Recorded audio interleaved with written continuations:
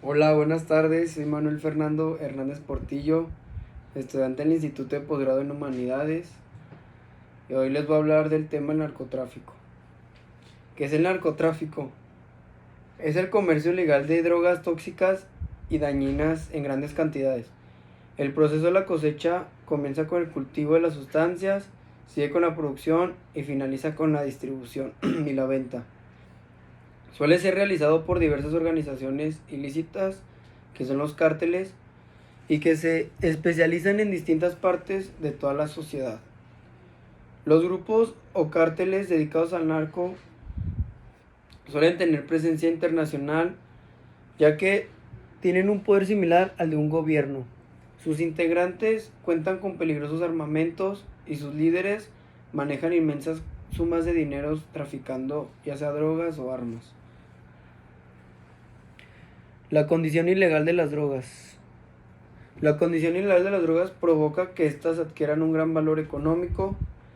Por otro lado, se sabe que las personas que sufren de adicción no conocen límites cuando sienten la necesidad de consumir. Combinando estos factores con la pobreza de muchos adictos, es fácil comprender que el narcotráfico sea un negocio tan lucrativo como riesgoso. Ya que cabe señalar que no es casual que la cocaína y la heroína, entre otras drogas, no hayan sido legalizadas, ya que este tipo de sustancias producen daños gravísimos al consumidor. Por otra parte, su consumo suele generar violencia, impulsa el crimen y deja un gran número de personas fuera del sistema social. Y luego pasamos con el narcotráfico y la primera guerra del opio. También conocida como la Primera Guerra Anglo-China, que se trató de un enfrentamiento bélico que tuvo como protagonistas a China y al Reino Unido desde 1839 y durante 3 años consecutivos. Las causas de dicho conflicto giraban en torno a la comercialización de opio en el país oriental, dado que su intento de prohibirlo se oponía a los objetivos de los británicos, quienes buscaban ampliar los horizontes de dicho mercado. Los orígenes de esta guerra tienen raíz en una estrategia desarrollada por Occidente para comercializar con China, ante la falta de productos que interesan a los compradores orientales, el Reino Unido, Francia y Estados Unidos, entre otros países, ya que decidieron ofrecerles sustancias adictivas, porque esto derivó en una crisis para la economía del pueblo chino, ya que muchos de sus habitantes comenzaron a invertir más de la mitad de sus ingresos en la adquisición de dichas drogas. Intentando recobrar el control, el emperador de China prohibió el consumo del opio en su suelo y echó a los vendedores británicos, cuyo gobierno envió a su ejército marino a Oriente, de forma inmediata y predecible por medio de sus ataques, ya que pretendían amedrentar a los chinos para forzarles a comprar su producto.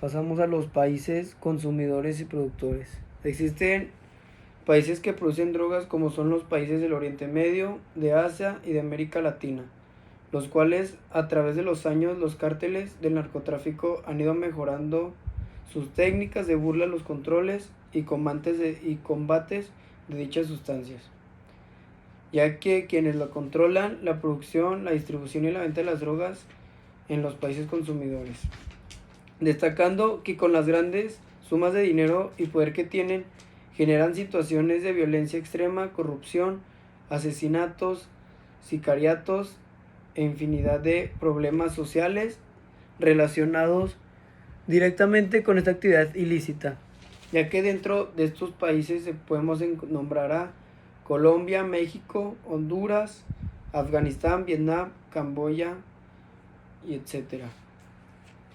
Ya que de forma contraria hay otros países que no producen drogas, pero que sí son altos consumidores de ellas, como son los pertenecientes a Norteamérica y Europa, con lo cual son estos territorios los predilectos para introducir el producto comercializado de manera ilegal y así generar mucho más lucro y haciendo de este negocio algo muy rentable.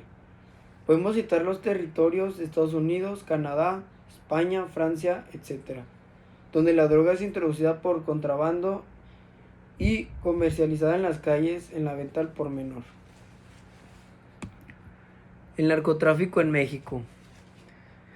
Comenzó con la llegada del opio a tierras mexicanas de la mano de los asiáticos, quienes entraron por el puerto de Mazatlán y al ver las buenas condiciones para cultivar el opio no dudaron en hacerlo. Así es que comienzan las primeras rutas del narcotráfico, ya sea hacia los Estados Unidos de Norteamérica, ya que también transportaron a Colombia. Sin embargo, ya se sabía que antiguos pueblos mexicanos ya consumían sustancias que producían alucinaciones, así como plantas o hierbas utilizadas para el tratamiento de alguna enfermedad o dolencia. Era el caso de los antiguos chamanes de los pueblos ancestrales mexicanos. Actualmente Sinaloa es uno de los estados más peligrosos en lo del narcotráfico, ya que a nivel mundial es conocido por uno de los narcos millonarios que empezó con toda esta producción de las drogas y sobre todo de los cárteles para poder defender su entorno.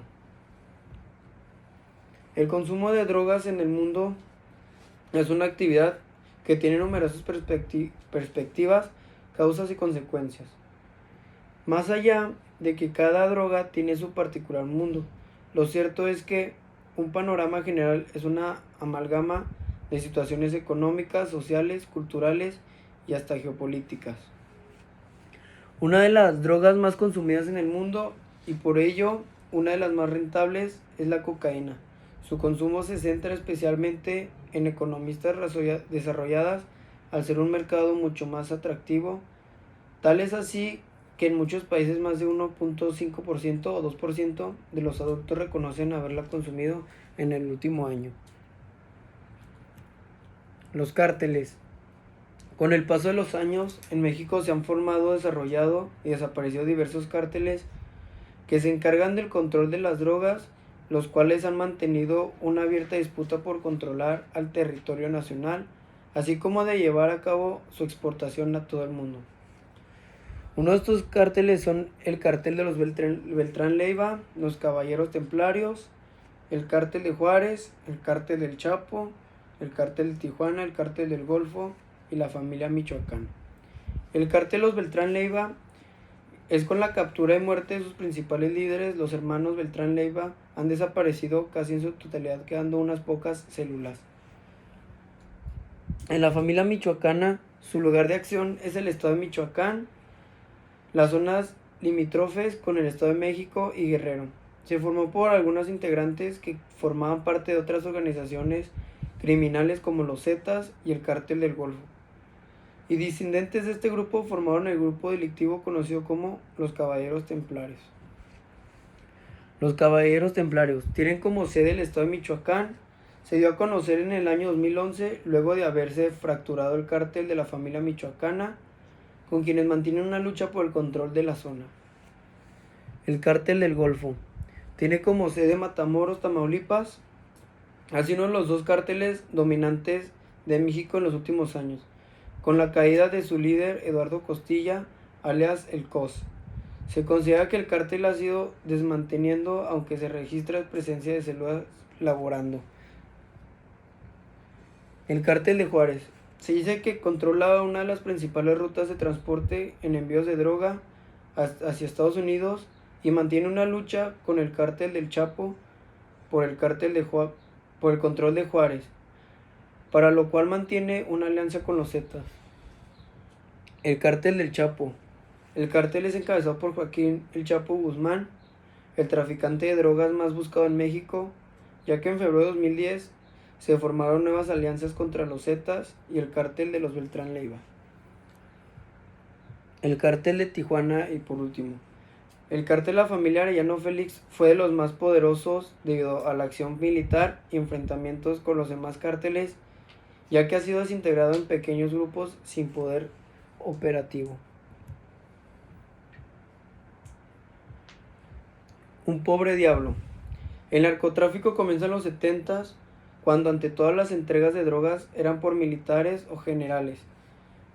Tenían comunicación con el país de Guatemala que también fue el segundo país que más le hacían entregas de mercancía de drogas e incluso armas. La primera entrega inició en 1971, cuando habían mandado a 2 generales de México a cruzar la frontera de Guatemala para hacer la entrega, ya que tenían todo esto planeado, ya que su plan fue esperar a que alguien cruzara para poder cruzar ellos. Después llegaron 2 camionetas pick-ups iguales al que conducían los 2 generales, luego cruzaron la frontera e hicieron la entrega sin problemas. Comenzaron las balaceras y al producirse las drogas entre nuevos narcotraficantes, así como lo fueron primero Miguel Ángel Félix Gallardo, que empezó a tener relación con Carrillo Olea, que fue el coordinador general del narcotráfico después de Joaquín Guzmán Loera, alias el Chapo Guzmán. Y por último, que por años no era tan conocido, Amado Carrillo Fuentes, alias el Señor de los Cielos. Por lo tanto, así es como fue comenzando el narcotráfico, ya que desde ese tiempo fue empezando la corrupción y por supuesto el lavado de dinero. Los protectores del Chapo. En 1993, Joaquín Guzmán Loera fue capturado y llevado al Centro Federal de Readaptación del Estado de México. Se dice que los estudios de César el Ambroso tenía todos los rasgos de un delincuente profesional, que era 1,68 m de estatura, complexión regular, ojos marrones, tez blanca, cejas pobladas, cara cuadrada, nariz recta, etc. Se dice que escondía una compleja personalidad. Estudiaron y conocieron todo acerca de cómo hacía sus negocios el Chapo, ya que uno de los casos que hacía para poder mandar droga era en latas de chiles jalapeños, mandado en un tráiler muy cargado dentro de las latas llenas de cocaína. El Chapo Guzmán tenía relación con la empresa que le hacía las latas e incluso mandaba un tráiler de la misma empresa pensando que eran chiles jalapeños, ya que los mandaba a Estados Unidos.